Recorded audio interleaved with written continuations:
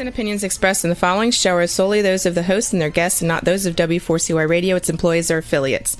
We make no recommendations or endorsements for radio show programs, services, or products mentioned on air or on our web. No liability, explicit or implied, shall be extended to W4CY Radio, its employees, or affiliates. Any questions or comments should be directed to those show hosts. Thank you for choosing W4CY Radio.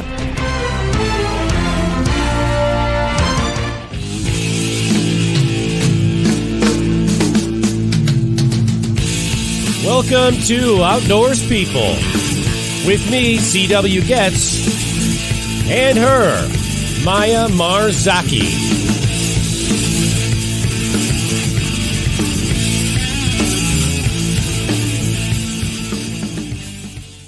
Good evening. It's Wednesday, May 24th, 2023. We've got a beautiful 63-degree Fahrenheit evening here in North Central Illinois. That would be converted kids to 17 degrees Celsius for the rest of the free world. How's your weather? And by the way, let me introduce my my co-host who will be co-hosting that is this show, Marissa Adams from Madison, Wisconsin. How you doing, Marissa? I'm doing all right today. How are you? I'm just fine, thank you. How's your weather up there in Madison here this evening? It's about 72. It is pretty much a perfect day. It's a great day to go outside. Nice. Yeah, that's and you know what? We've been having some warmer than usual weather here, but yeah, right now down here it's 63 degrees. But so we'll take what we can get. Yeah, so absolutely. Yeah, absolutely. Well, tonight's episode of Outdoors People is brought to you by Rutabaga Paddle Sports, providing time on the water. Campground Views, making camping easier. By Duluth Pack, made in the USA since 1882. And by Jackson Kayak, pursuing joy through paddle sports. Tonight's episode is The Launch with our special guest, Ellen Falterman. Marissa, could you tell us a little bit about Ellen, please? Absolutely. 28-year-old flight instructor, traveler, and adventurer Ellen Falterman was raised in rural East Texas. Ellen's father, who was an ex-Air Force pilot, taught her how to fly airplanes, and Ellen eventually decided to become a professional flight instructor. She's now been training people to become pilots of small aircraft since 2015. Passionate for adventure, Ellen has paddled, cycled, hitchhiked, and rode over 10,000 miles collectively, which has accumulated a total of 18 months period of time. In 2014, Ellen went on a paddling trip in the Amazon basin with her brother Patrick, which lasted 3 months for a distance of 400 miles. In 2016, she did a 5,000-mile tandem bicycle trip from England to Greece, which took 4 months to complete. In 2017, Ellen paddled a solo kayak down the Missouri River in 100 days at a distance of 2,300 miles. In 2019, Ellen began a paddling trip down the Mississippi River. The first leg of the trip began at Lake Itasca, Minnesota, and went to St. Louis, Missouri. The trip was 1,600 miles long and took 2.5 months to complete. In July of 2020, Ellen completed the entire Mississippi River, continuing from St. Louis to the Gulf of Mexico. From there, Ellen continued to row another 550 miles to visit her childhood hometown in Tarkington, Texas, paddling a total of 2,500 miles and taking 4.5 months to complete. Ellen's upcoming solo expedition will be approximately 40,000 miles of rowing around the world in a rowboat designed for ocean travel, which is estimated to take approximately 7 years to complete. And with that, welcome to the show, Ellen. Hello. What an impressive man. You've done some stuff, some real stuff. You know, most people don't ever come close to doing that kind of, I mean, at least the people that I have encountered in my life. So, well, I've done stuff, but stuff has also done me. Yeah, I guess it does work both ways, but yeah, it's incredible. I mean, all the things that you've done. And so, you know, congratulations to you, man. That's just quite a lot of accomplishments there. Something to do. Yeah. So, yeah, well, go ahead. Take her away, Marissa. Absolutely. So you were set to launch for your 40,000-mile epic 6 to 7 year solo voyage around the world at the end of 2022. However, a very tragic event occurred in your life that's greatly impacted your life. Can you share with us what exactly took place? Well, yeah, this is, I only announced this at the premiere about kind of like what my future plans are in the wake of everything that's happened. And I was thinking earlier this morning, it's funny, when I first came on this show, 3 years ago, Yeah, CW? I think that's what it is. It was my very first radio show that I had ever done when I was coming down the Mississippi. And then here I am. This is the first show I've done after all this stuff has happened. So I think it's fitting. A bit like nervous to be coming back on and talking to everybody, but I think the film really helps explain things. But so I did start the expedition as planned, and rode east along the coastline. I started in Galveston, Texas, and rode. I was originally going to go to Panama via the Caribbean. And then somewhere along the way, actually on Horn Island, Mississippi, where I was windbound for 5 days, I made the decision instead to just go to Key West. And then from there, I would take the boat off the water and go spend the rest of the year with my fiance up in Missouri, where he lived. And there we would work on the boat together. He was a boat builder. And we would work on the boat. And then I would launch from San Diego, California in November, cross the Pacific. And then once I made landfall in mainland Australia, I was going to ship the boat home, come home, and marry my fiance, have babies, live happily ever after. So I was actually kind of going to call off the entire circumnavigation in the name of love. I was still going to row across one ocean, because that's what I told Aaron. I said, I've got the boat. I've spent like 3 years planning this. Like, I got to row across one ocean. Yeah, right. So that was kind of the plan. And now I'm doing the same plan, except I didn't quite make it to Key West. I got to Sarasota, Florida, just after Tampa Bay, which is kind of close-ish to Key West. And then that's when my fiance back in Missouri unexpectedly died on the river. And so I completely abandoned my expedition, obviously, to go look for him. Well, he went missing. He's still actually an active missing persons case, but I went to go look for him, and just, they talk about post-expedition depression, like when you do a long trip and then you come back into society, and it's a transition. But this was such a rough transition coming, it wasn't just post-expedition depression, it was like traumatic. So that kind of, I'm still doing the same thing I planned to do, just a little bit earlier, and not living with my fiance anymore, just kind of doing things on my own again. Yeah, absolutely. But I'm still planning. The part that I announced at the premiere was that I was planning on leaving from San Diego in November. I haven't officially announced that yet. That's kind of how I announce things. I just start telling everyone and let them gossip amongst themselves. But, and this is not really officially confirmed yet. I'm still talking with weather routers and route advisors and trying to nail down specifics, but just based on what the information I know and looking at pilot charts, it seems that November is a good time. And this is also interesting. I don't know if I'm talking too much. You'll have a list. No, you're great. You're good. You just keep rolling. So anyone who's interested in me actually completing a circumnavigation, got good news for sure, is that I'm going now. I'm not stopping in Australia. It's on like Donkey Kong, I'm definitely going. Yeah.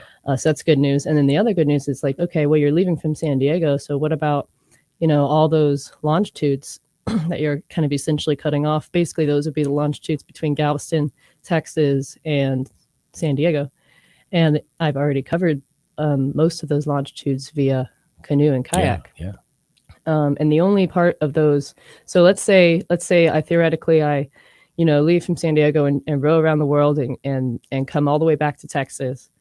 Then the only longitudes that I would not have crossed at that point would be those between Three Forks, Montana, and the Pacific Ocean. Yeah. And that is the Lewis and Clark route. That is the only part of the Lewis and Clark route that was done over land, over the Cascade Mountains, and then into the Columbia River Gorge and into the Pacific. So this entire circumnavigation would be done entirely by boat, except for the overland trek over the mountains, the same one that Lewis and Clark did. Interesting. Wow. Yeah, that is and I never thought about that, but that's exactly right, isn't it? You'll have covered. Yeah, and it would also be a full circle. The point of the circumnavigation is wherever you start from is where you're going to, and Three Forks, Montana is where I started in 2017. Yeah. And then that would be the very last leg of the trip also. Yeah, absolutely. I think that's so it would not be an entirely rowboat circumnavigation. which I actually like, because I don't want this whole trip to be about setting something or doing something a certain way for the sake of saying I did it. I want it to be my trip, because it always has been my trip, my rules. Yeah. And I'm not out to break any records. I'm out to do my trip. And if my trip involves a Lewis and Clark trek over the Cascades, I think that's just really fitting. Yeah, we talked about that. It was like this world record thing, and this has only been done once before. That's not of any really interest to you, is it? Well, it was never the point. Like, I actually didn't know that no one had ever done it before. I thought maybe it had done. I didn't really do any research and anyone kind of done it. And and then I went to go make a down payment on the boat in England, and I was talking to Charlie Pitcher, the boat builder, and he was like looking at my map, looking at my little like colored pencil map that I made, like I did it in like 3rd grade or something. And he's like, no one's ever done this before. And I was like, okay. That scared you a little bit once he said that. I go, wow, what the hell? Usually there's a reason things haven't been done before, but human-powered circumnavigations have been done, but nothing entirely by rowboat. Yeah. But it doesn't matter to me if 100 people have rowed around the world. Like, I haven't done it. Like, what am I going to do? Like, not watch the sunset because other people have seen sunsets before? Like, that's one of the things that's most impressive about you is this is about me, and I'm not worried about going out and impressing anybody or setting any records or anything like that. It's just about, this is what you want to do. Yeah. Find your path, I like that. So I'm going to ask you real personal here. Having experienced the loss of your brother, Patrick, from a fatal accident that occurred just only a few years ago. It was 6 years ago. Yeah. This now what's happened to you has to be absolutely devastating for you, coping with the loss of yet another person so close to your heart. How are you doing that, especially considering this epic voyage and all of what's going on that you're about to embark upon? Yeah. So grief is different for each one of us each time it visits. And I thought that perhaps since I had done grief before, I would be a little bit more capable of handling it, but it was entirely different kind of grief, a totally different relationship with the person who died.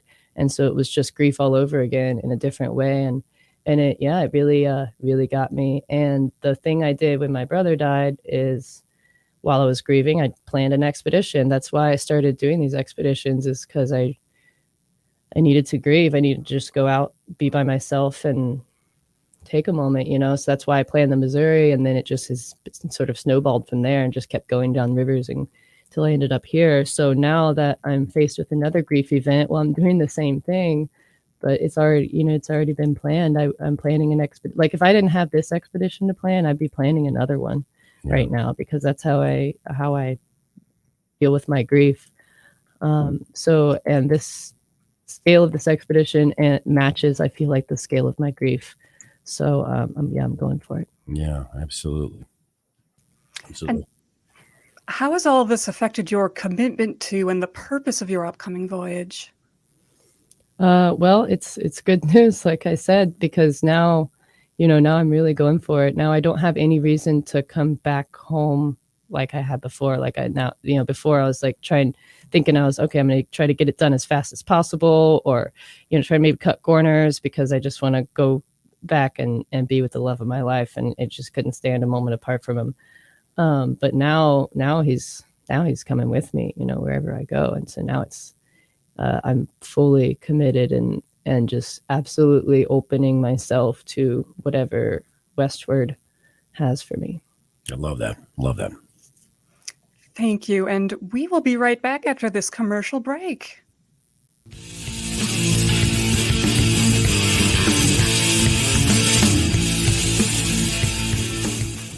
A few years ago, someone asked Rutabaga's owner, Darren Bush, "Hey, how long have you guys been selling boats?" Darren replied, "Well, we don't sell boats. We sell time on the water." Of course, that comes in all types. We help people paddle more safely with Rutabaga outdoor programs. We rent canoes, kayaks, and stand-up paddleboards. We sell and install racks to get you from home to adventure. Rutabaga's got everything you need to get you out on the water, like paddles, life jackets, dry bags, and clothing. Rutabaga Paddle Sports, on the web at rutabaga.com. Mention you saw this ad on The Camping Show. It is time to go camping. Introducing Campground View's virtual tours. You can tour the campground, see the sites, see if they are available, and click to book your perfect spot. hit the open road and explore the amazing places found in nature. We make it easy to discover, find, and book your site so that you can go have the fun and freedom you seek. Campground View's virtual tours make it easy and simple for you to see where you are going.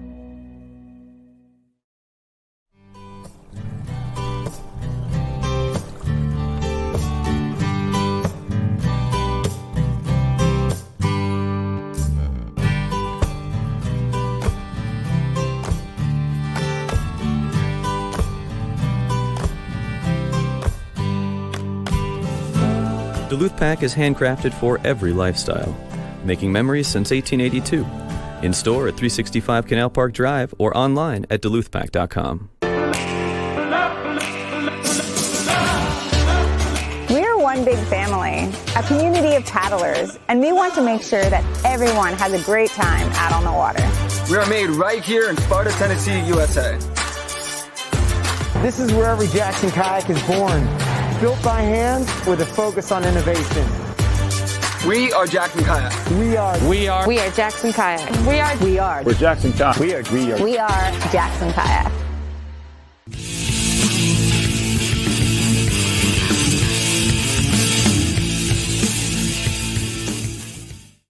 And we're back with our guest, Ellen Falterman, here on Outdoors People.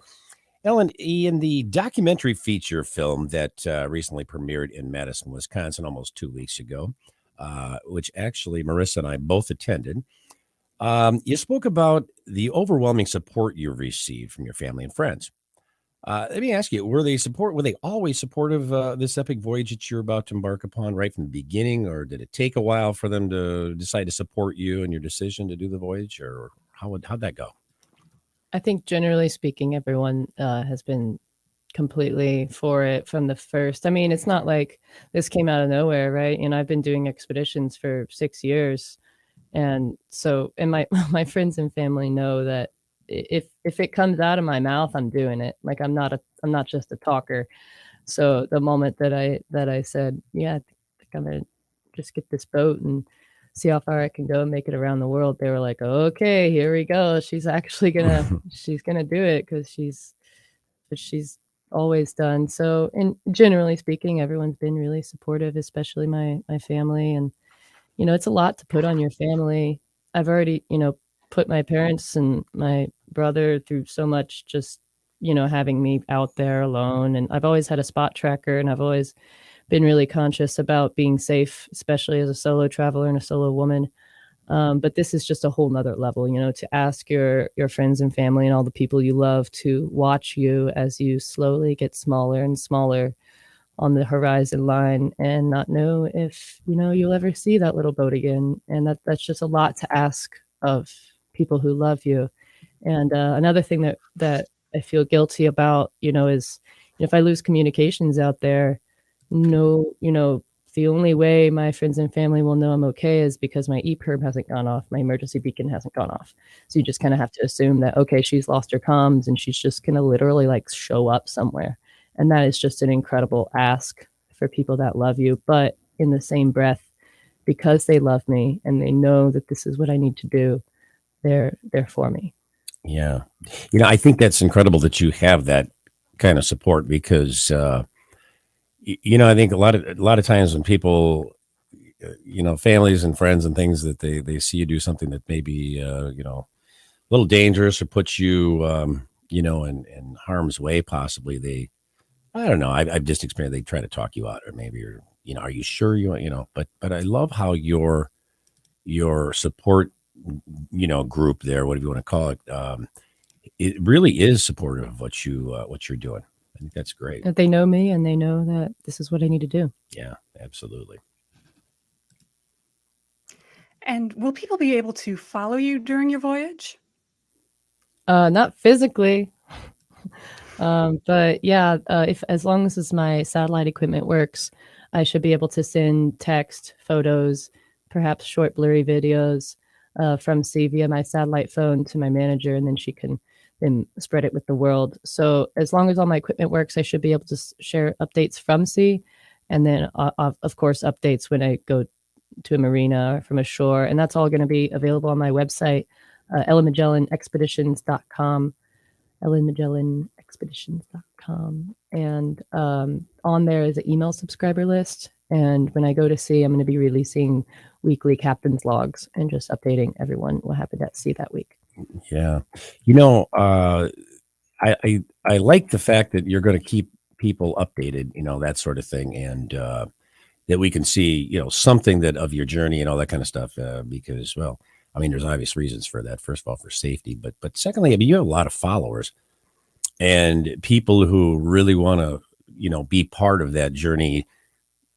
Even from a distance here, they just want to be part of that and kind of follow you and see how that will be for you out there at sea. You know what I mean? Absolutely. And it's a two-way street too. I mean, I'm a solo rower, and the amount of isolation that I'm going to experience out there, you have to think about mental issues that might happen at sea, and remaining connected to the community back on shore is really important psychologically. So I could have some care packets arranged where, when it gets to a certain date or a certain point on the map, I can open these care packages from home and know that, just reconnecting and knowing that people, that you haven't been forgotten out there, that it goes both ways. And I think that's just a beautiful relationship, how people can actually help me at sea just by letting me know that they're still thinking about me, and I'm not you could just probably feel dead to the world out there all alone. No, I think that's absolutely right on. You got to have some human contact, man. So, yep. And we would like to thank our sponsors. We'll be right back after this commercial break.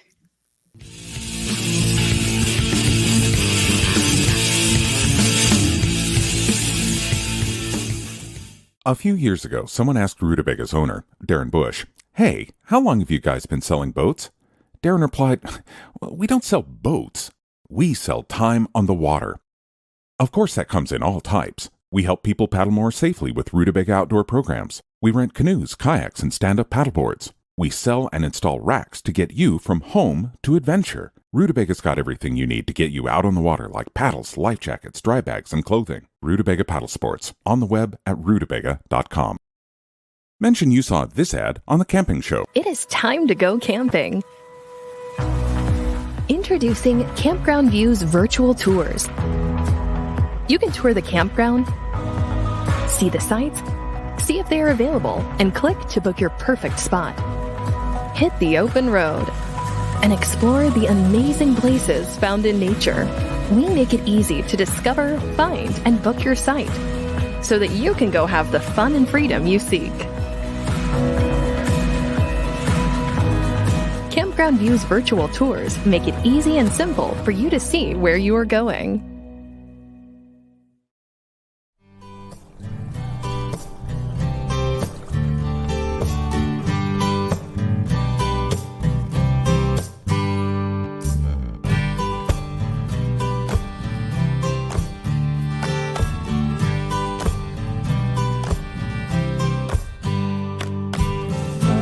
Duluth Pack is handcrafted for every lifestyle, making memories since 1882. In store at 365 Canal Park Drive or online at duluthpack.com. We're one big family, a community of paddlers, and we want to make sure that everyone has a great time out on the water. We are made right here in Sparta, Tennessee, USA. This is where every Jackson kayak is born, built by hand with a focus on innovation. We are Jackson Kayak. We are Jackson Kayak. We're Jackson Kayak. We are Jackson Kayak.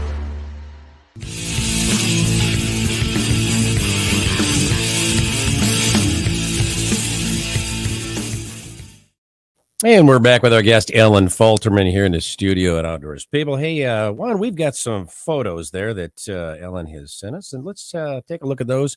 Have Ellen explain what we're looking at. I love that. I must have not sent you updated photos. It's a really old photo. It's all good. But that's kind of cool. That's actually my maiden voyage in that ship. That photo was taken in Burnham on Crouch, England, where these boats are born on the River Crouch there. Such a cool looking boat, though. I mean, really. Yeah, actually, that's a really cool picture. That's the first time I got to see a silhouette of myself in the boat and like proportionally how it looks. Yeah. It looks really small from here, but on deck, she feels a lot bigger. It is a big boat. How big is that boat, as a matter of fact? I know we did a show down at your place there in Louisiana last year. I forget what we said. How big is it? She's 22 feet long and about 4.5 on the beam. Yeah, that's a pretty big boat. Yeah, she's pretty big. She's actually a 2-person rowboat, and I had her converted to a solo rower for my expedition just because I'm going to need all that extra space for the Pacific specifically. Yeah. Pacific specifically. Say that 5 times. Yeah. You know, I kind of forgot the fact that it is a 2-person boat.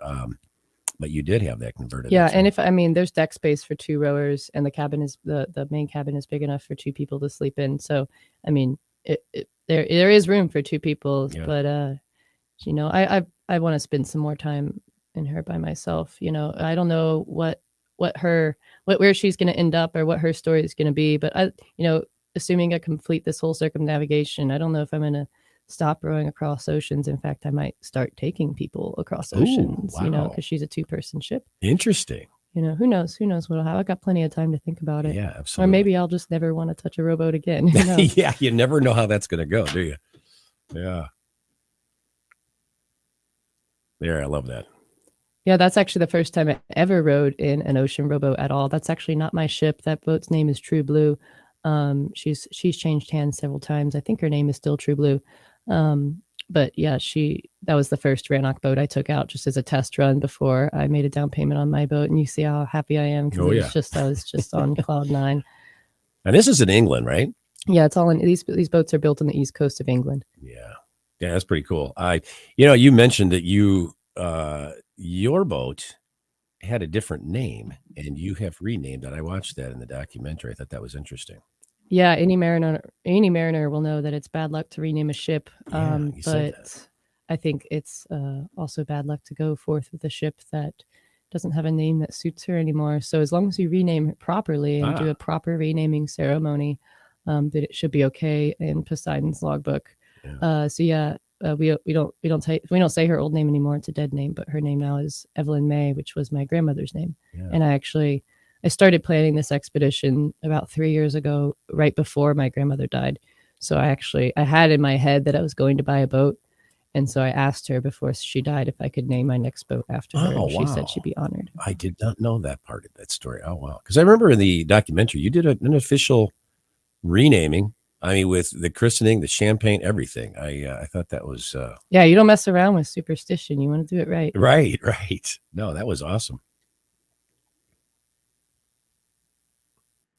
Is this? Yeah, so apparently you have no photos of my last expedition. I didn't send you anything. All I have is what you said. These are all photos, I think, from our last show when I just come back from England. So these are all photos from England. That's my first time offshore. I'm rowing in the North Sea there.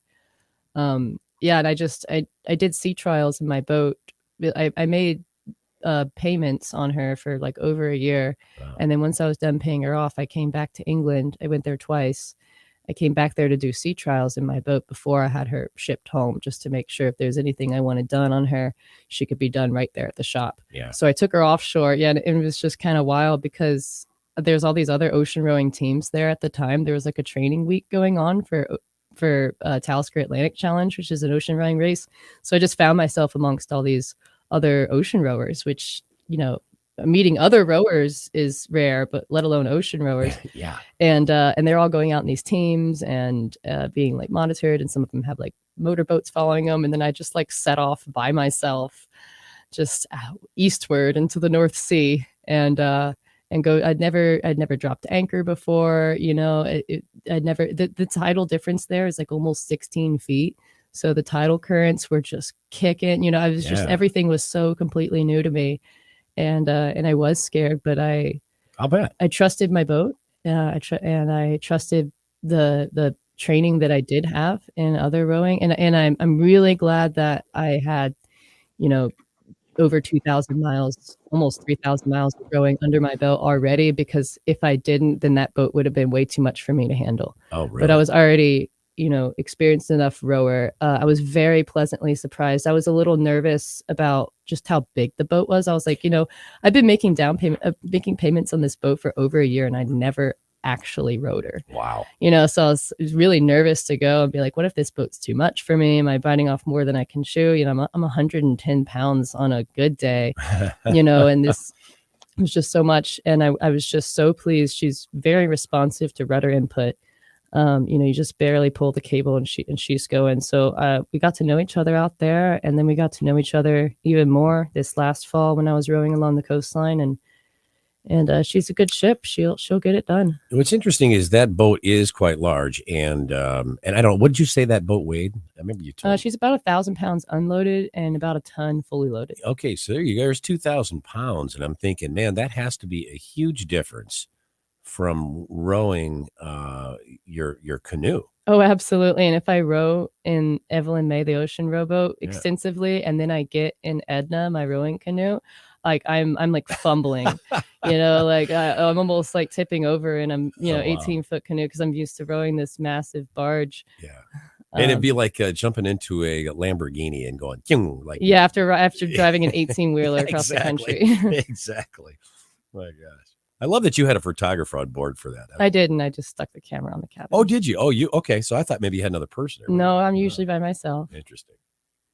Yeah. This is at the shipyard. Yeah. I spent some nights there at the marina in Burnham-on-Crouch, just sleeping aboard the ship. Yeah, when I went over there for sea trials, I was like, hey, can I just like sleep in my boat? Because that's what I'm going to be doing anyway. And I need so that was like the first time I got to live aboard the ship. And then this last fall, that's exactly what I did. I lived aboard the ship, and then I would stop at marinas, once every 3 or 4 weeks and dock up like that for a few nights and resupply and shower and meet sailors and then be on my way. Isn't that weird sleeping in your boat? I love it. Yeah. I love sleeping in my boat. And actually at marinas, she's almost like a little too still. Like if I'm sleeping in my boat at the marina, I almost like kind of want to rock around a little bit. She's just weirdly still. I like a little bit of rocking, and just the way the cabin's designed, when you're laying down in the main cabin, the water level is right at your ear level. So it sounds like the water is like sloshing right next to your head. It's so soothing. I bet it. Yeah. I bet that it's is like literally just like sleeping on the water. That's pretty cool. Yeah. There you go. Yeah, that's me checking out boats in the boatyard. I don't know what boat that is. And actually, the boat that I ended up making a down payment on, I actually didn't even touch. Like we looked at all these boats in the boatyard. That's me. So, and as we were walking back to the office, Charlie like points at this boat kind of across the yard, and he's like, "Now that would be the perfect boat for what you're doing." And I was like, "Okay." So really, you just said, "Okay, I'll take it." Yeah, basically. Oh, wow. You never even tell my I took one picture of it kind of from a distance, and for like a year, that was the only picture I had of her. And it wasn't even a picture with me in it. So I just like drew a little stick figure in there because people were asking like size wise, how big is this thing? So for like a year, I just show people this distant shot with a stick figure drawn. I'm like, this is my boat. Oh my God. You didn't even test drive or row this thing. No. Oh, wow. You're a woman of a lot of faith. It's got me this far. Yeah, I guess that's true. I love it. Now this was. I know it looks like me, but that's my brother. Yeah, we look very, very similar. Yeah. That's him on the Amazon in his canoe, his ridiculous 400-pound wooden canoe that he like salvaged and built. I was going to ask you. I thought that was in the Amazon. Yeah, I don't know who took that picture, but yeah, that's him. He lived in the Amazon for couple years paddling that thing around. Yeah, love that picture though. Love that boat actually. Yeah, it is so weird. Like the older I get, the more I look like him, and it's just like kind of freaks me out sometimes. I'll tell you a quick story. One time, me and Patrick so after we paddled in the Amazon, we hitchhiked around for a bit also, and every time we hitchhiked or traveled together, he would just tell people that I was his wife, just for like safety reasons, Because right, I was like 19, so he just absolutely. like didn't want creepy people. Yep. So he'd tell everyone that I'm his wife, and we were sitting in the back of this truck, and there's a bunch of people riding along with us, and one guy was like looking at us and looking at Patrick and looking at me, and he's like, "You guys are married?" And Patrick's like, "Yeah." He's like, really? Because you guys y'all look a lot alike. And Patrick's like, oh, we're from the same like region. Yeah, right. In Texas. Yeah, everyone in Texas looks like this. I love it. Well, that's been done before. I think Eddie Van Halen and Valerie Bertinelli, people used to say that. I think if you spend enough time around people, that can happen. They say that if you spend enough time with somebody, you start looking like each other. Yeah, well, people look like their dogs often. Yeah, there you go. There we go. This is a classic. Great and shot. I remember this from when you were doing the Mississippi trip. Yeah, someone from a barge took that photo. The other boat next to me is my friend Joanna's foldable kayak. I met her on the river. We were both doing descents, and we paddled together for a few weeks there. She's really cool. So this is like just south of Baton Rouge, and we were going together, and this guy in a barge was watching us go by and watching us, and he goes, "Hey, y'all hungry?" And we were like, "Yeah." And he's like, well, "Come on over." And we docked up, and he gave us boudin and wow, whatever. And then he got his whole crew out, and they were all just like staring at us. And then he's looking at us, and he's like, "Would y'all like some clean clothes?" I was like, "Is it that bad? Why do I look dirty or yeah, what?" So he ended up giving us 2 clean white t-shirts. Oh, and wow. To this day, I still have that. It's not clean anymore, but it's my Lucky Tugboat shirt. That's cool. I think I remember you talking about that. I think I might have worn it in our last one, actually. Yeah, I think you did. Now Yeah. that you mentioned Lucky Tugboat shirt, I remember that name. There you go. This is proportional. Yeah. That's a sick picture there. Big old barge. But and I think in the caption of that photo, I did want to point out that I was in communication with that captain. I think it just kind of looks like a reckless photo. If you don't know, it just looks like I'm coming down the river and out of my way. Like, I actually posted this photo because I wanted people to understand the importance of traffic and communication, especially downstream of Baton Rouge, all the way to the Gulf. You've got offshore ships, and so I was talking to them on the radio the whole time. And actually, what's kind of cool, this last expedition from Texas to Florida, I was in the ocean rowboat, which has AIS. And so the ships were all able to see me on the radar. And I thought it was funny because they would assume often that I was another tugboat. I was thinking about that. And so they call me up, and I'm going incredibly slow, and so they're thinking to themselves, wow, this tugboat must have a huge load. And so they'll call me up and they'll be like, "Hey, Evelyn May, what you pushing?" And I'll be like, "Evelyn May, pushing nothing. Just Myself. Just a rowboat. Just a little," I say row ship. I'm a row ship. Yeah. And they just didn't know what they were looking at. But I thought that was really cool. I had this whole relationship with the radar system now that I didn't have before, which is similar to the radar on the airplanes too. So there's so much overlap. I think it would have been entertaining when you tell them I'm just a row ship. Oh yeah, I had some funny conversations on the radio. I didn't really get to record like hardly any of them, but some of the conversations I had with these captains were just too funny. I can imagine that. Yeah. And I remember this classic Ellen cleaning a fish, which will be your dinner. In fact, you cooked that right on the canoe, if I'm not mistaken. Sure did. Yeah, it's a pretty epic photo. Yeah, that's actually coming up on the Bird's Foot Delta in the the lower Mississippi River. Yeah, I row at a really good trolling speed. It's like a perfect, and those cats were hitting it. They'll hit anything. I got to tell you, I've never seen anyone clean a fish using 2 hands and 1 foot. I just thought that was the coolest photo. Well, sometimes I call my feet earth hands. I love it. My earth hands. But it works. And you're very coordinated. I just, it's funny because I just watched you juggle earlier before the show, and I'm thinking you're a very coordinated person. So I was horrible at juggling when I first started. I literally had to start with 1 ball. Yeah. That at the bottom, you misspelled Ellen Magellan Expeditions. It's ELLEN, not EMMEN. So it's just a typo. I see that.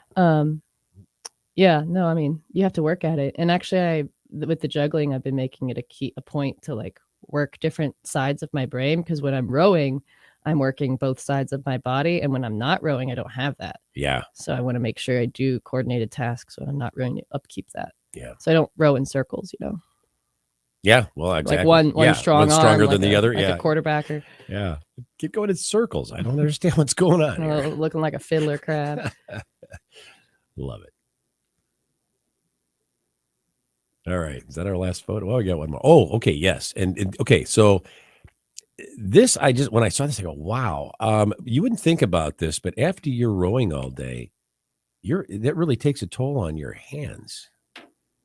Okay, so this photo needs some explaining. People are always like, "Oh my gosh!" But the caption says, "This is what my hands look like after rowing in the rain all day right. in the Wet rain." hands. I mean, yeah, they look terrible, but like they look even worse because they were wet all day and they're all pruny. Yeah, But yeah, my hands do look terrible. I mean, you much see all the blisters time. and you see calluses. Yeah, and you go everything. through the whole gamut. circuit. Yeah, and I usually try to avoid wearing gloves. Well, I avoid wearing gloves all the time because I want my calluses to build up, and ideally you just row with no gloves at all. As long as your handles are wooden, then you can get away with your oar handles are wooden. Yeah, I remember we talked about wooden handles. Yeah, very important. I mean, human hands on wood is just so we've evolved with human hands on wood. That's a very natural thing. Yeah, yeah, absolutely. And I think that's our last photo. The launch. Oh, by the way, it's not. This was the documentary, the promo for the documentary, which, by the way, was amazing. And I'm going to ask you about that real quickly here before we leave. Yeah, this was it was an excellent documentary. And like I said, we'll talk about that second. But yeah. All right. Well, that's the last photo. I'm going to ask you something real quickly here, just briefly, because everybody has asked this that knows about your voyage. What will you do to keep from getting lonely when you're out there all alone for so long? That's something I actually brought up to my counselor, the counselator, I call her. Yeah. That's like the Terminator. That's what Aaron would call her. So my counselator, and she had to like go ask her supervisor and her colleagues because she had never quite gotten that question. I was like, so how do I deal with the effects of like long-term isolation? Yeah. She's like, okay, gonna have to get back to you next week. I'll get back to you on that one, right? Yeah, she actually did do some research. She like looked up like NASA, like what the astronauts are doing, and and one of the biggest things I picked up was just maintaining that sense of community and that connection with the outside world. Like there could even be something arranged where, okay, on a weekly or a bi-weekly basis, I get just a flood of messages just so I know like people are thinking about me and caring about me and maintaining that. Now, of course, if I lose my communications, I won't have that. But I don't know that, like, I'll definitely go crazy. I don't think you can't not go crazy by yourself out there, but sure. I think that's part of it. Well, I think this is just me, because when I was at your place last year, you had a harmonica that you were working on. I think that would be a great tool to take with you and keep your brain going at the same time, just focused on, a little diversion. Yeah, harmonica, ukulele, and another thing I had at the Q&A at the premiere, someone asked what was one piece of gear that I brought that seemed unnecessary that I really liked or something, and I was like, kaleidoscope. And it was, like, right before I left, a friend just gave me this like, actually we were like in her house and I was leaving and she was like frantically looking around for something to give me to take on my ship, and she was like, oh, take this, and it had like stars on the outside. It was like a kid's kaleidoscope. Yeah, I remember that. And I took it and it ended up being like the most entertaining, easy piece of gear. Like, I'm taking a kaleidoscope on all my expeditions. That's now. cool. Like, it doesn't need batteries. It's lightweight. You can get one that's like pretty indestructible, and it's just hours of entertainment. Like, see, these were the toys that I had 100 years ago when I was a kid.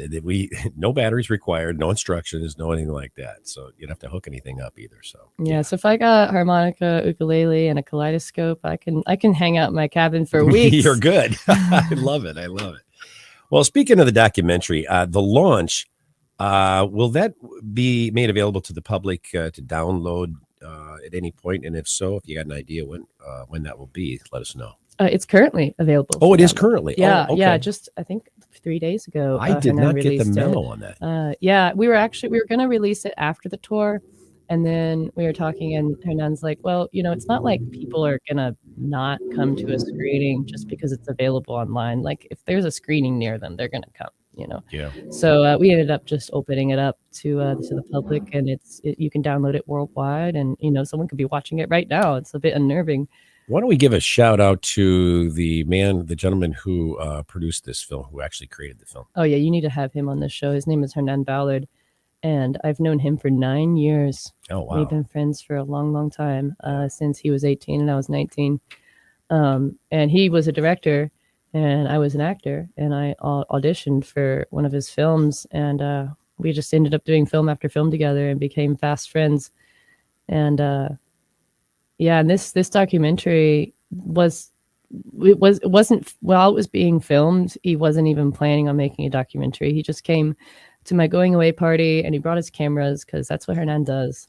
And he's like, yeah, I'll shoot some stuff and maybe make like a 10, 15 minute promotional video or something for the nonprofit. And I was like, cool. And so the whole time we were just hanging out, having a party, and Hernan kind of just has his cameras as he does. So it was very casual and laid back. And since Hernan is such a good friend, everyone felt really comfortable just having him like around. And so he captured some really genuine moments. And when he got back to Madison, actually where he lives, he, started putting together this little commercial promo thing, and, still very well done because he's an incredible artist. And then Aaron died like halfway through his editing process. And so then all of a sudden he had to edit footage of someone who's no longer with us, which took a huge emotional toll on him. Because he and Aaron became fast friends too. And like the things that Hernan went through to make that film emotionally and physically, like the fact that he's still here is, he just physically, he put himself through so much. And we were all just a wreck after Aaron died, and he ended up making this beautiful, beautiful film. And he really captured that incredible moment that happened right before I left, and it'll forever live there. And it's just I'm so grateful. Yeah. Well, that film was very well done, very well produced. Yeah. Hernan is a true artist, and people keep contacting me about the film. They're like, congratulations, I watched the film. And and I'm like, it's not my film. Like, I'm in it, but I had nothing to do with it. Like, this is Hernan's baby. Like, this is all him, and he's just such a true friend. Yeah, absolutely. Ellen, where can people go to follow you on social media? It's all at ellenmagellanexpeditions.com. Ellen, Magellan expeditions.com. Excellent. Well, Ellen, listen, we'd like to thank you for being our guest here on Outdoors People this evening. It was a pleasure having you here with us. It always is, always has been. And our best to you on this upcoming epic voyage. Thank you. I'll need it. Absolutely. Absolutely. We'd also like to thank each of our sponsors for bringing tonight's show. Rutabaga Paddle Sports, providing time on the water. By Campground Views, making camping easier. By Duluth Pack, made in the USA since 1882. And by Jackson Kayak, pursuing joy through paddle sports. Be sure to tune in for next week's episode, a look inside the legendary Duluth Pack with our special guest, Tom Siga. We'll be in Duluth, Minnesota, taking a little tour through the factory and interview with Tom as well. Until then, for Merce Adams, this is C.W. Getz saying thanks for tuning in to Outdoors People. See you next week. See ya.